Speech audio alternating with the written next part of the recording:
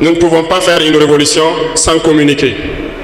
Certains diront qu'il ne faut pas trop parler, mais lorsqu'on ne parle pas, c'est la manipulation qui prend le terrain.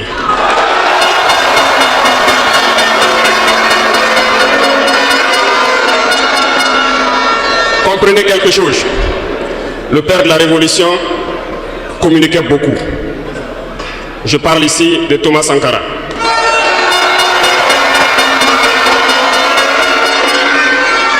Dans l'un de ses propos, il vous disait ceci: l'impérialisme est un mauvais élève. Lorsqu'il est cherché de la classe, il revient toujours. Et je me souviens qu'à son adresse à ses compères donc de la CEDEAO, il disait que pour rompre le cordon ombilical qui nous lie à l'impérialisme, n'allez pas chercher une maïticienne d'État avec des doigts futés, un ciseau bien aiguisé pour rompre ce cordon.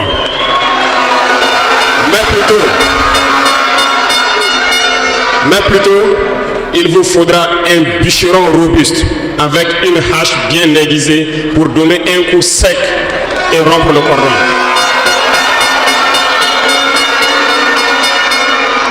Cela veut tout dire. Je m'en vais vous expliquer un peu comment est-ce que l'impérialisme se comporte. Après l'assassinat du père de la Révolution, justement, le régime qu'avait voulu l'impérialisme s'est installé. Dans les années 90, vous vous souvenez tous d'un programme qui nous a été imposé, le programme d'ajustement structurel. C'était quel plan? Je vous explique. En mettant en place ce programme dans nos contrées, vous avez remarqué au fil des 2 décennies qui ont suivi, toutes nos usines qui étaient en place ont été privatisées. Notre économie a été déstructurée. Ils ont mis en place un système néocolonial, un système de capitalisme sauvage qui ne profite qu'aux dirigeants et leurs amis, un cercle restreint. Du côté des forces, ils ont tout fait pour déstructurer nos armées.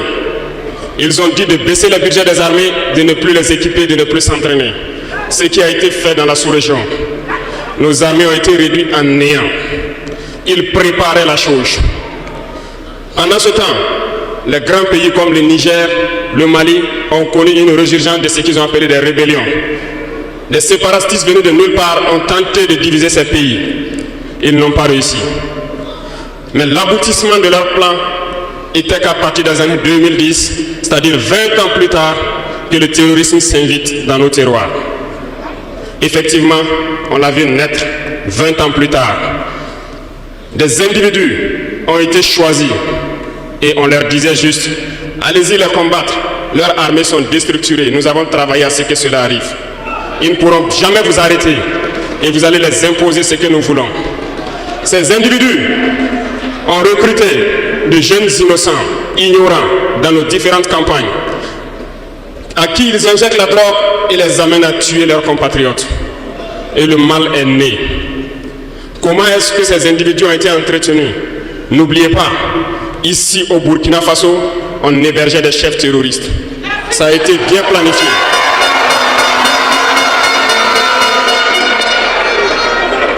Et comment y arriver? Lorsque ces terroristes vont se lancer, il y avait quelqu'un qui pourrait peut-être intervenir à la faveur de nos États. Je nomme ici le feu général Muammar Kadhafi. Il fallait l'éliminer. Et un beau jour, ils sont tombés sur lui. Ils l'ont éliminé. Ils ont encore eu dans ce plan l'ingénieuse idée de mettre toutes les soutes d'armement et de munitions à la disposition de ces terroristes qui devaient donc déstructurer notre sous-région. Le plan était parfait. Et dès lors, ils se sont mis en ordre de bataille. Ils ont commencé à descendre vers le sud. Nous nous souvenons encore, lorsque le régime en place à Bamako en son temps a fait appel donc à des forces étrangères. Il ne fallait pas plus que quelques heures qu'ils se déploient. C'était bien préparé. Ils se sont déployés et ils ont fait semblant d'arrêter le terrorisme. Et immédiatement, nous avons vu l'installation de plusieurs forces étrangères au Mali pendant 10 années. Pendant ces 10 années où le terrorisme était contenu au nord, s'est invité au sud et le Burkina Faso a été infesté à partir de 2015. Tout était bien planifié et bien pensé. Je me souviens encore, quand nous étions à Ber, au nord de Tombouctou, on voyait donc des forces spéciales de ces pays-là venir nous dépasser, aller plus en profondeur, et à leur retour, ils étaient tout rouges. Ils ont des petites machines de foreuse et bien d'autres équipements de géologie que nous contemplons. On se demandait où est-ce qu'ils gagnaient cette terre rouge, parce qu'en patrouillant autour de Ber, nous n'avons pas de terre rouge. Peut-être qu'ils creusaient, ils sondaient, nous ne savons pas de quoi il s'agit. Le ciel malien n'appartenait plus aux Maliens. Tout était bien pensé. Lorsque les gens qui combattaient sur le terrain ont fait aussi le constat, ont décidé à un moment donné de prendre les responsabilités, et les voilà sortis de nulle part. On nous traite de putschistes. Nous ne sommes pas français, nous ne comprenons pas ce que ça veut dire.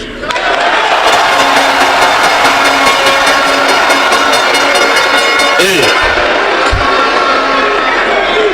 les valets locaux, qui sûrement ne comprennent même pas le sens profond du mot, nous appellent aussi putschistes.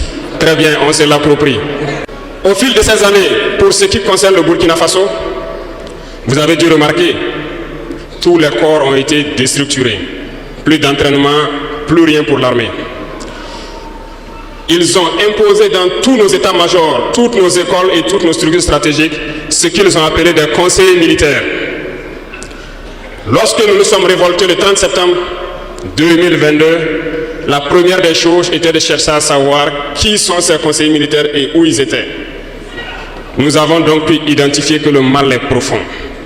Et la première des choses était de leur demander de quitter notre armée. Ils sont partis. Et ce que je vous disais il n'y a pas longtemps, vous ne pouvez pas espérer retrouver votre objet perdu en faisant appel à celui qui vous l'a volé de venir vous aider à le chercher.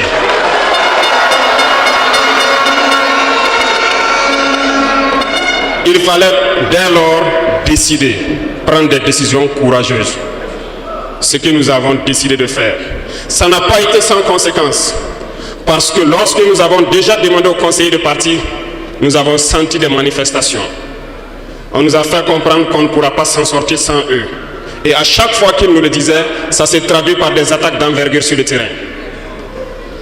Nous avons bien reçu le message. Lorsqu'à l'orée donc de l'année 2023, nous avons décidé de dire donc aux forces étrangères présentes ici de partir parce que nous voulons lutter en burkinabé.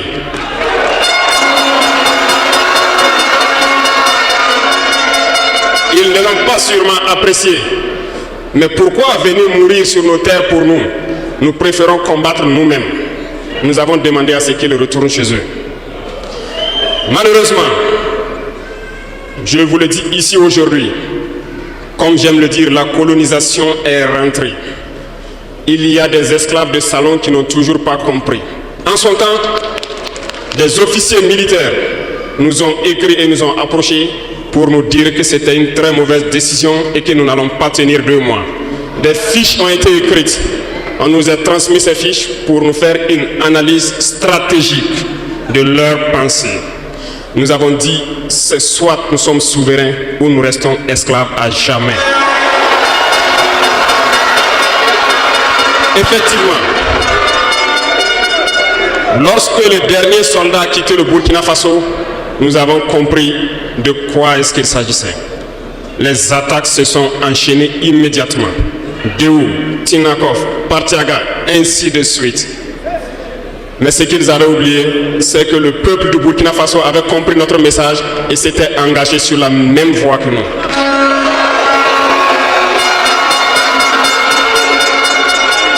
Nous nous sommes réorganisés rapidement et subitement, nous avons constaté que toutes les cellules dormantes terroristes se sont réveillées au Burkina Faso. On a réorganisé l'armée au plus vite, à une vitesse inégalée. Nous avons créé plusieurs unités et même si plusieurs autres sont à venir, nous les avons équipés. Et aujourd'hui, cet équipement se poursuit. Parce que dans les jours à venir, les mois à venir, ce que vous allez voir venir au Burkina Faso doit faire de notre armée une puissance à craindre.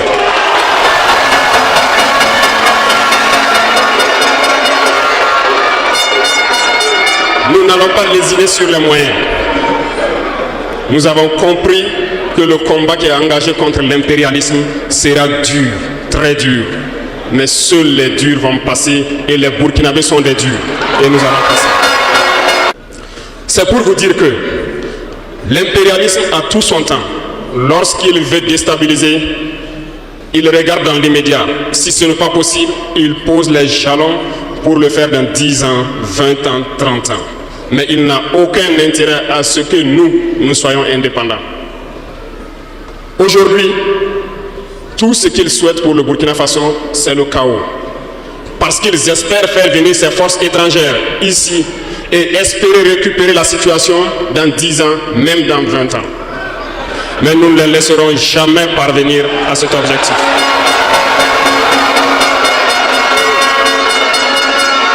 Voilà pourquoi nous avons mis en garde pendant plus d'1 an les valets locaux, les esclaves de salon, pour qu'ils ne trahissent pas leur patrie au profit de l'impérialisme. Certains ont compris, se sont rangés. D'autres n'ont pas compris, peut-être se croyant plus malins. Mais aujourd'hui, nous n'avons plus de sentiments sur ce volet. Quiconque va trahir sa patrie au profit de l'impérialisme, il sera traité comme tel.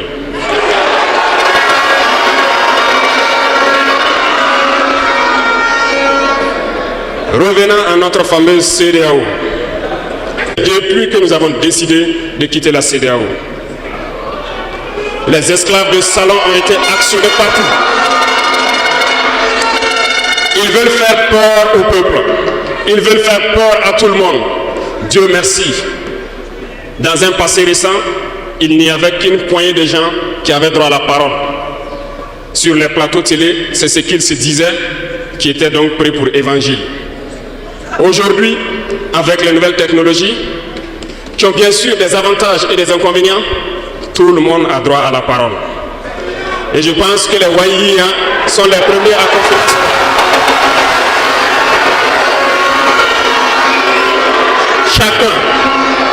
Chacun peut faire son analyse sur une situation. On peut certes se tromper, mais lorsqu'on vient vers nous pour comprendre, nous sommes bien ouverts pour vous expliquer les démarches. Ici, nous allons vous expliquer pourquoi nous avons quitté cette CEDEAO et vers où nous partons. Souvenez-vous que c'est en 1975 que ça a été créé. Et ça a été créé pour la majorité des chefs d'État putschistes, comme ils aiment le dire. C'était des militaires qui ont pris le pouvoir et qui ont pris les responsabilités pour créer la CEDEAO, pour qu'il y ait un véritable essor économique des peuples à l'intérieur donc de cet espace. Plus tard, les soi-disant démocrates se sont invités donc à la tête de nos États. Ils ont vidé complètement la communauté de son fondement. Lorsque le 26 juillet, le Niger a décidé de prendre son destin en main, nous étions surpris de voir la CEDEAO apparaître de je ne sais où avec une force en attente. Où était cette force?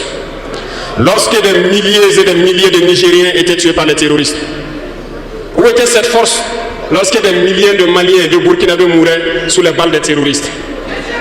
Ils ont dit que par la force, ils allaient déloger donc les vaillants fils du Niger qui ont pris le destin en main du pays. Croyez-vous que ce sont des femmelettes qui sont au Niger? Il y a des combattants là-bas. L'armée nigérienne est guerrière. Ils combattent depuis des années.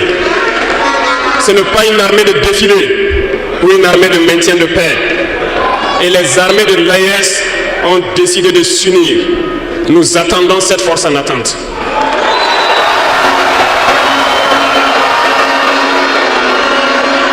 Il faut que ces soi-disant démocrates le comprennent.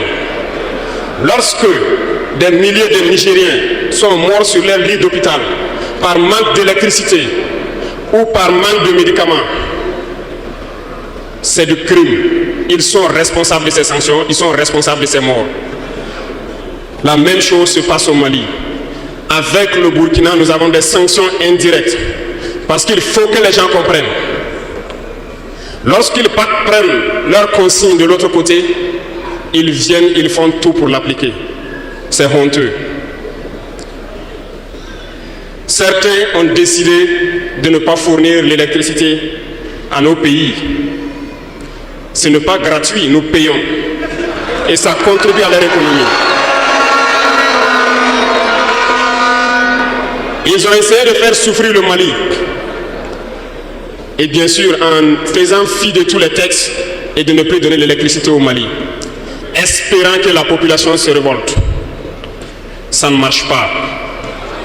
Lorsque ça a duré, certains étaient obligés de faire payer leur propre peuple en augmentant le coût de l'électricité. Ça va encore augmenter. Cela nous donne plusieurs leçons. Plusieurs leçons en ce sens que l'indépendance que nous prenons, la souveraineté que nous prenons, nous devons tout faire pour qu'elle soit. Ils nous ont donné de très belles leçons et nous avons très bien compris.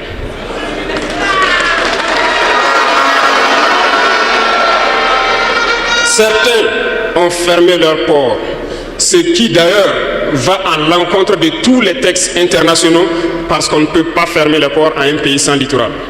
Ils l'ont fait, ils ont violé les textes. La communauté internationale n'a pipé mot. Personne n'a parlé dans la CEDEAO. Mais dans les ports, nous ne faisons pas transiter nos marchandises gratuitement. Nous payons.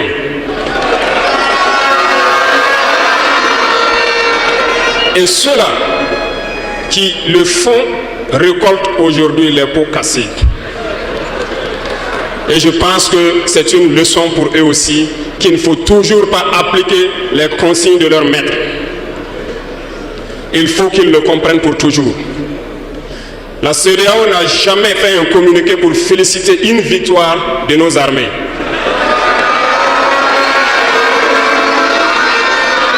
À peine, elle condamne du bout des lèvres et très rarement lorsqu'il y a des massacres. Où est cette CEDEAO des peuples? Bref, nous ne pouvons pas citer tout le mal qui a été fait à nos peuples, mais nous avons décidé en toute âme et conscience de nous retirer et de nous concentrer sur notre organisation commune qu'est l'AES.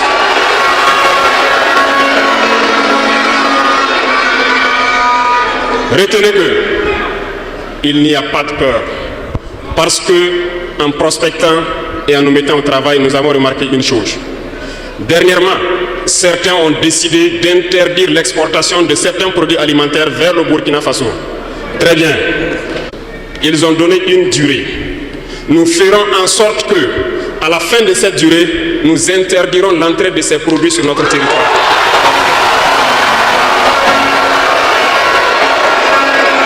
Nous sommes capables. Nous sommes capables et nous sommes très bien capables.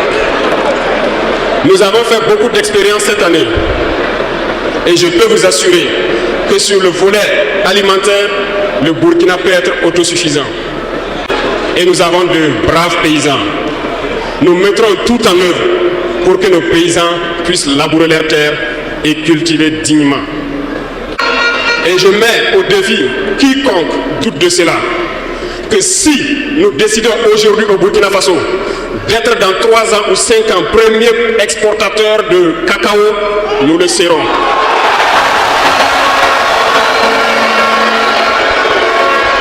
Parce que nous pouvons. Sur l'industrialisation, plusieurs projets sont en cours pour 2024. Nous n'allons pas les citer ici, mais sincèrement, nous allons tout faire pour que ces projets voient le jour en 2024. Lorsque vous prenez l'économie, certains, quand on les écoute, ça fait pitié. Ils n'ont même pas le courage de faire comprendre au peuple qu'il y a moins de 5% d'échanges économiques entre les États de la CEDEAO. Parce que tout ce que nous faisons venir vient de l'espace hors de la CEDEAO, nos importations pour la majorité. Et tout ce que nous exportons par ordre de la CEDEAO. La malhonnêteté intellectuelle de certains font qu'ils ne peuvent pas le dire, parce qu'ils sont des esclaves de salon. Ils ne peuvent pas vous dire ça pour que vous soyez confiants. Mais je vous invite à rester confiants, sereins, imperturbables, parce que nous pouvons avoir cette indépendance tant sur le plan alimentaire, tant sur le plan industriel. C'est possible et nous sommes lancés sur ce chemin.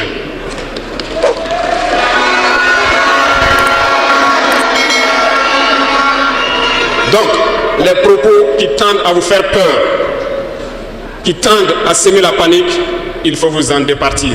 On se mettra au travail et nous allons y arriver.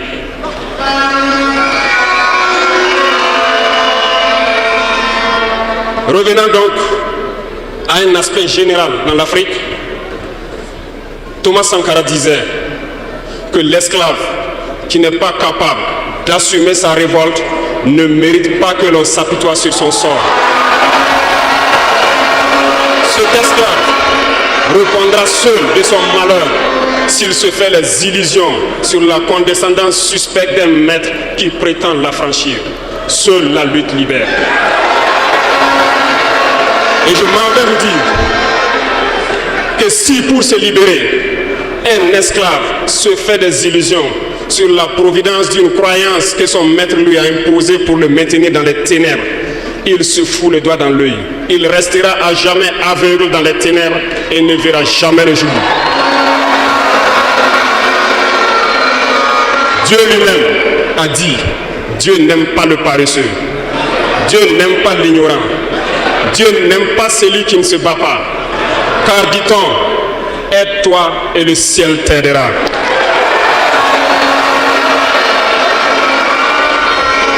Et je ne passerai pas sous silence une partie du slogan donc des pionniers qui vivent aujourd'hui parmi nous. Oser lutter, savoir vaincre. Nous avons osé lutter dans l'AES et nous saurons vaincre. N'ayez aucune crainte.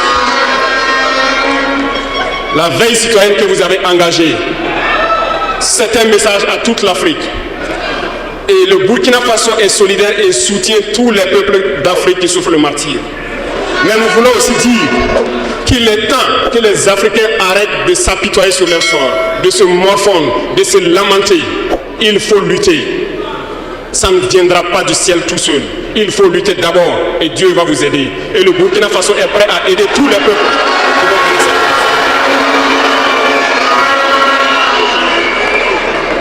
Dites-leur à tous ces peuples qui se battent, il est temps qu'ils disent la vérité à leurs dirigeants.